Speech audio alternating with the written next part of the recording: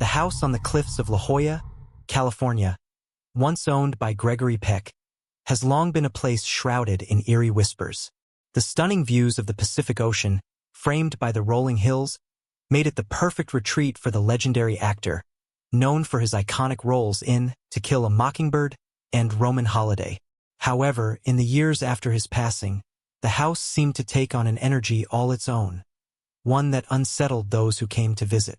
Visitors to the estate, often drawn by the history of its former owner, report strange occurrences that can't easily be explained. The most commonly heard phenomenon is the soft, echoing sound of footsteps, which can be distinctly heard throughout the house, despite there being no one in sight. The steps are particularly frequent in the late evenings, as the golden hour fades into twilight. The house, with its open windows and wooden floors, seems to carry the sound of someone walking, perhaps the actor himself, still walking the halls he once paced, deep in thought or preparing for his next scene. What is even more unsettling is the inexplicable increase in the sound of waves crashing against the shore. On calm days, when the ocean lies flat and still, the sound of the waves grows louder, almost as if the very sea is reacting to the presence of something unseen. Those who have stayed in the house report feeling an unusual connection to the ocean, as if the sounds are pulling them into a trance, luring them into a dreamlike state. Many who have spent time at the house, whether they were staying in the guest rooms or simply passing through, have claimed to have a deep sense of calm, followed by an undeniable, heavy presence. It's as though the spirit of Gregory Peck himself still lingers, watching over the house, forever bound to the place he once called home. Neighbors have reported seeing faint lights flicker in the windows during the night, though the house has been empty for years.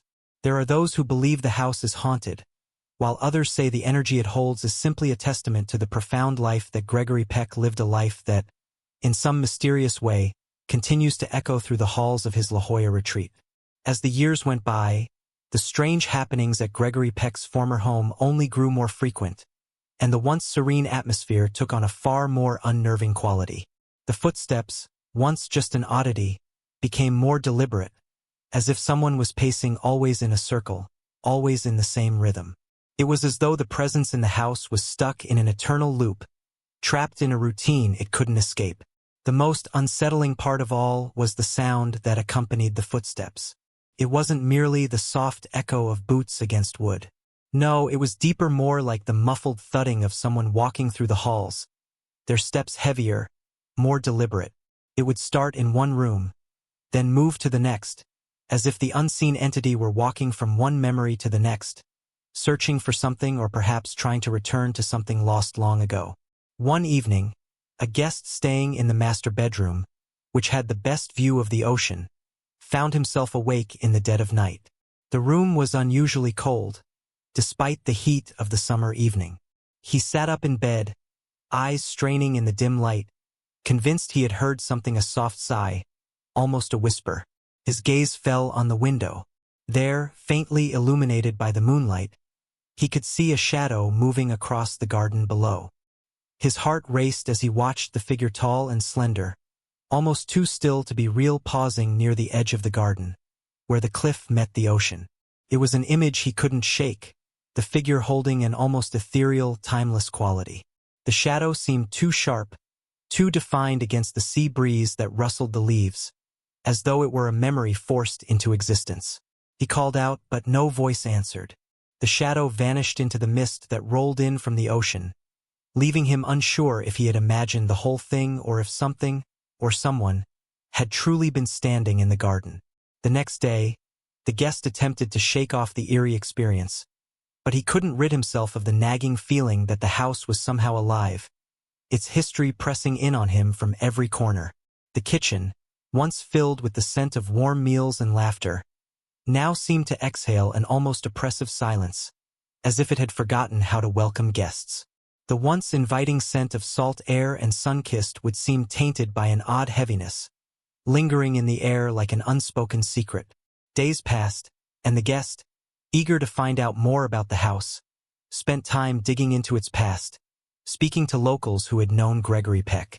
It was then that he learned of the darker undercurrents that ran beneath the actor's well-known charm. Some said that after a particularly difficult film shoot in the 1960s, Gregory Peck had become deeply introspective, withdrawn into his own thoughts. His personal relationships had grown strained, and there were whispers of a tragic incident, an unresolved tragedy that had weighed heavily on him during his final years. His work had often taken him to faraway places, but when he returned to his La Jolla home, he seemed unable to shake a feeling of restlessness. Those close to him claimed he often spent hours walking the cliffs, staring out into the vast ocean as if he were waiting for something or perhaps someone to return. In the months that followed, the guest began to notice even stranger occurrences.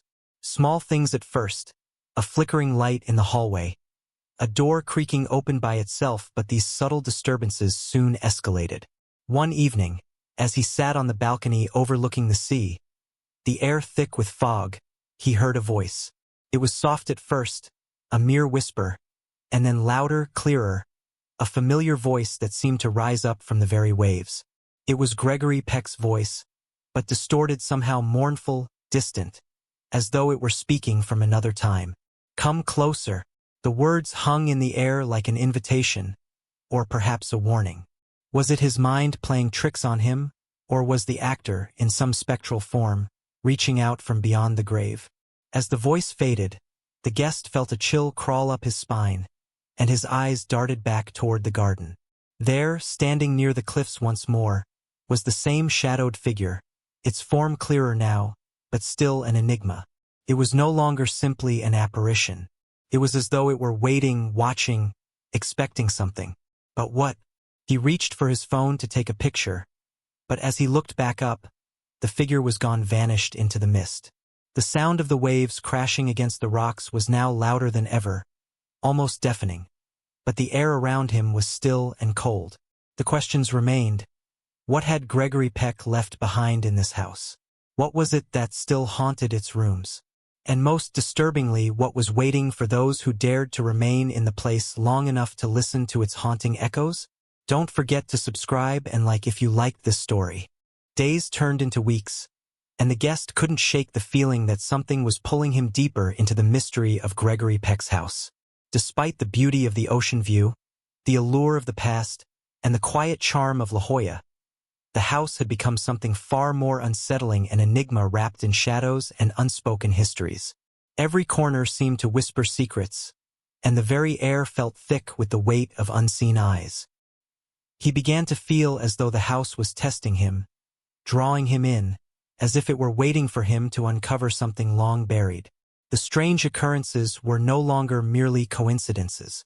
They had become patterns, subtle shifts in reality that seemed to defy logic. On one particularly still afternoon, as the sun dipped low in the sky, he was sitting in the study, flipping through old books that had once belonged to Peck. It was a quiet moment, the kind of peaceful lull that seemed to hold its breath. But then a cold gust of wind swept through the room, despite all the windows being closed. The pages of the books fluttered wildly, as if someone was turning them with urgent fingers. He tried to steady them, but his hands trembled as he realized something. The pages were filled with names, dates, places none of which he recognized. There was a strange connection between them, something that tied them all back to the house, but he couldn't quite grasp it. His obsession with the house grew. He spent his nights wandering its hallways, searching for clues, trying to find some explanation for the strange feeling that had settled in his chest, like a knot that wouldn't loosen. It wasn't until one evening, as the fog rolled in thick from the sea, that he found something he hadn't expected: a letter. The letter was hidden in a compartment beneath the floorboards of the master bedroom, tucked away in an old chest, its edges frayed with age. The handwriting was unmistakable. It was Gregory Peck's. The letter was dated the year before his death, and the words it contained were disjointed, cryptic. Peck spoke of a visitor, a figure that had been following him for years, one who had come to him in his dreams, and perhaps in reality. The visitor seemed to call him to the cliffs, urging him to finish what was started. But what had been started? What was Peck involved in? The letter became more frantic toward the end, with Peck writing about a presence in the house, a force that seemed to grow stronger the longer he stayed. He mentioned strange occurrences, voices in the night, a shadow in the garden that never quite seemed to belong to anyone, and then a final, chilling note, "I am afraid it will not let me leave. It wants something, something I cannot give." The guest felt a growing unease as he read those words, and he realized that Gregory Peck had been haunted by something more than his own mind. But what was it? And what had he been involved in that had turned the house into a prison of sorts, a place where the line between the living and the dead had become disturbingly blurred? Determined to uncover more, the guest visited the local archives, searching for any mention of the house or its strange history. There, he stumbled upon something unexpected: an old newspaper article, yellowed with age, that told of a mysterious figure who had been spotted near the cliffs in the 1930s. The figure was described as tall, gaunt, and always seen wearing a dark coat. Local rumors claimed that it was a man who had been obsessed with the ocean, coming and going without explanation, and that he had a peculiar connection to the land, as though it were pulling him in. The article went on to say that this man had disappeared under strange circumstances, leaving behind no trace of his existence. However, the article made a disturbing claim before he vanished. The man had been seen entering Gregory Peck's home on several occasions. Was this the visitor Peck had written about? Could the mysterious figure have been tied to something far older and darker than anyone could have imagined? The guest's investigation only deepened the mystery, and soon, he began to experience more disturbing phenomena. At night, when the house was still and the air thick with fog, he would hear the sound of a door opening, followed by footsteps echoing through the hall's footsteps that led him straight to the library. But when he entered the room, the door would slam shut behind him, and the room would feel unnaturally cold. He could no longer dismiss the sense that the house itself was alive, a sentient being that was fully aware of his presence, watching him with an intelligence all its own. One particularly stormy night, as he stood by the window overlooking the cliffs, the fog seemed to thicken, swirling unnaturally. The wind howled, and the crashing waves below sounded almost like a chorus of voices, rising and falling in a strange, hypnotic rhythm. It was then that he saw something that sent a shiver down his spine, a figure standing at the edge of the cliff, staring out over the water. The figure was tall, cloaked in shadows, with no discernible features, its form outlined against the roiling sea. The guest's breath caught in his throat. He knew, with a sudden, unsettling certainty, that this was no figment of his imagination. This was the visitor, the same presence that Gregory Peck had been unable to escape. He felt a compulsion to follow, to step into the night and confront the figure, to discover the truth. But before he could make a move, the figure turned and disappeared into the fog, vanishing as quickly as it had appeared, leaving behind only the sound of the waves and the thundering pulse of his own heart.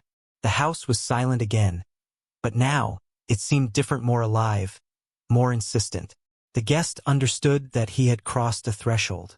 He had uncovered something that was never meant to be unearthed, something ancient and restless, and now it was calling him just as it had called Gregory Peck. But what would happen to him if he stayed too long? Would he, too, become part of the house's tragic history?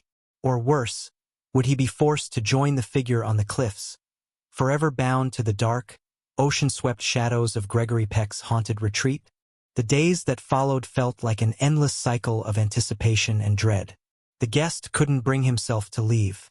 The house, Gregory Peck's house, had a hold on him now, and no matter how hard he tried, the eerie pull was too strong. He knew that he had uncovered something ancient and buried deep within the house's walls, and yet he couldn't fully grasp its true nature. The more he searched, the more elusive the answers became, like trying to catch mist with his bare hands. On the fifth night after his encounter with the shadowy figure on the cliff, the house seemed to come alive once more. The footsteps were louder now, more urgent, echoing through the empty halls as if someone or something was drawing nearer. The house groaned under the weight of an unseen presence, its very foundation vibrating with an unsettling energy. The guest sat in the study, the old letter from Gregory Peck clutched tightly in his hands. He had reread it over and over, but the words no longer made sense. The letter, once a cryptic clue, had become a warning, one he was finally starting to understand. The visitor was not just a ghost, nor was it a man. It was a force, a lingering entity that had been tied to the house long before Peck had ever walked its halls. And now the house wanted him. A sudden crash in the hallway snapped him from his thoughts. His heart pounded as he rushed to the door, flinging it open. The air in the hallway was thick and cold, and the dim light of the chandelier flickered ominously above him. The footsteps were louder now, unmistakably close, and he could almost feel the weight of them pressing on his chest. He knew, with terrifying clarity, that the figure, the one he had seen standing on the cliff, was coming for him. The guest didn't hesitate. He ran down the hallway, his breath coming in short gasps, his feet pounding against the wooden floor. He had to get to the cliffs. He had to confront whatever it was that had been haunting the house for so long. As he reached the back door, the wind whipped against his face, and the fog rolled in with unnatural speed, swallowing the garden and the house in a thick, ghostly blanket. The waves crashed against the rocks below, but they no longer sounded like the ocean. They sounded like voices, rising and falling in a mournful, almost hypnotic rhythm. He stepped out into the fog, his senses overwhelmed by the chill and the rising mist. The figure was waiting for him at the edge of the cliff, its silhouette barely visible against the shifting shadows of the night. It was as tall and indistinct as before, but now it seemed more real, more solid, as if it had been waiting for this moment for a long time. "Come closer," the voice, though faint, echoed in his mind, carrying the weight of 1,000 unspoken words. It wasn't just a call, it was a command.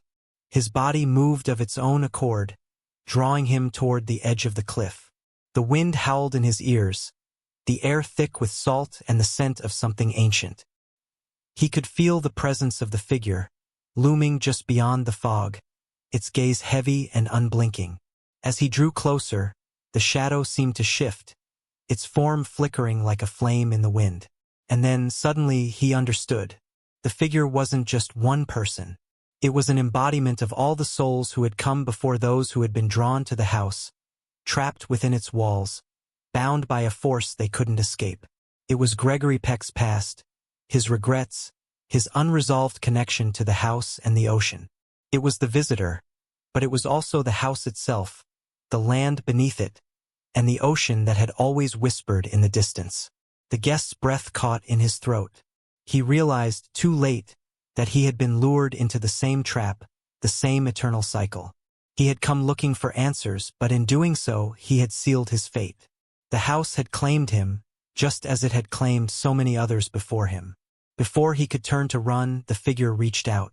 Cold, clammy fingers brushed against his arm, and in that moment, he felt a sudden, intense pull, a sensation like being dragged underwater. The fog swallowed him whole, and the sound of the waves became deafening, drowning out everything else. When the fog finally cleared, the cliff was empty. The house stood silent in the distance, the garden eerily still. The waves continued to crash against the rocks below, but now the footsteps had stopped. No one ever saw the guest again. The house, however, continued to whisper, to echo with the faint sound of footsteps on wooden floors, the voice of Gregory Peck lost in the wind, calling to those brave enough or foolish enough to venture near. The ocean still roared in the distance, and the figure, always cloaked in shadows, remained waiting at the edge of the cliff, waiting for the next soul to answer the call.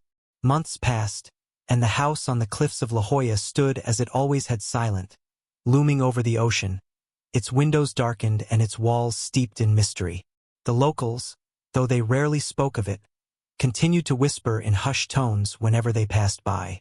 There were new rumors now, stories about the guest who had vanished, tales that spun through the streets like the sea mist that clung to the shore. Some claimed they had seen his figure, standing by the cliff's edge, staring out at the ocean, his face always obscured by the fog. Others said they heard faint echoes of footsteps in the dead of night, just before the moon rose high, as if the house were calling out to the lost souls who had once been drawn to it. Some believed that the guest's restless spirit now walked the halls alongside Gregory Peck's, caught in an eternal loop of their own making. But there was one thing that none of the stories could account for: the strange, unsettling aura that still clung to the house, even after the guest's disappearance. Those who dared to visit the estate found themselves overcome with a sense of unease, as if the house had become a hollow shell, empty yet full of memories that could never be forgotten, memories that would not let go. One afternoon, as the fog rolled in thick over the cliffs, a new visitor arrived at the house. They had heard the stories, of course, but there was something in them that called to them. Perhaps it was the allure of the house's tragic history, or the mystery of the figures who had walked its halls before them. Whatever it was, they stepped over the threshold with a sense of curiosity, unaware of what they were walking into. As they moved through the house, the silence was heavy, oppressive. The air felt thick, like it was holding its breath. Every room seemed to hold some secret, some lingering presence that watched them from the corners of their vision. The footsteps, once so faint, were now unmistakable. They echoed down the hallways, slowly, deliberately. And when the visitor entered the study, the same letter from Gregory Peck was waiting for them, as if it had been placed there just for them to find. But it wasn't just the letter. There was something else. The visitor turned slowly, and in the reflection of the glass window, they saw it the shadow of a man, tall and indistinct, standing just behind them. For a moment, they thought it was their imagination, but the figure moved. It shifted slightly, as if it had been waiting for them to notice. And in that instant they realized that they, too, had been chosen. The ocean roared below, the wind howled through the open windows, and the footsteps grew louder, drawing nearer. It was only a matter of time before the house would claim its next soul, as it always had, as it always would. And somewhere in the distance, on the edge of the cliff, the shadow waited. Don't forget to subscribe and like if you liked this story.